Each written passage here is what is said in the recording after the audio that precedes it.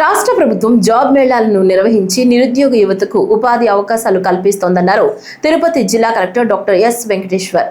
తిరుపతిలోని Andhra Pradesh southern power distribution limited ప్రధాన కార్యాలయంలో నిర్వహించిన జాబ్ మేళాను ఎస్పీడీసీఎల్ చైర్మన్ శివశంకర్తో కలిసి కలెక్టర్ ఈరోజు ప్రారంభించారు. ఈ సందర్భంగా కలెక్టర్ మాట్లాడుతూ రాయలసీమ పరిధిలోని ఏపీ ఎస్పీడీసీఎల్లో ఖాళీగా ఉన్న పోస్టుల కోసం జాబ్ మేళాను నిర్వహిస్తున్నారని, జాబ్ మేళాల్లో ఉత్తీర్ణత సాధించిన వారికి ఉద్యోగ అవకాశాలు లభిస్తాయన్నారు.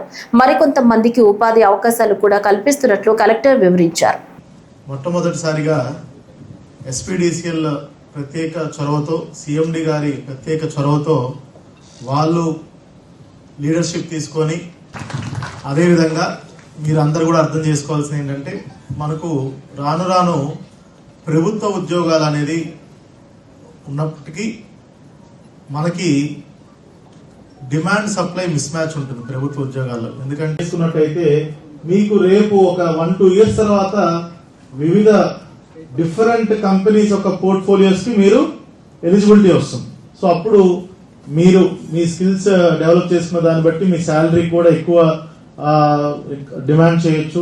స్కిల్డ్, సెమీ స్కిల్డ్, వీటిల్లో semi skilled and higher skills లో కొంచెం తక్కువ ఉన్న వాటికి మన వాళ్ళు తీసుకుంటారు.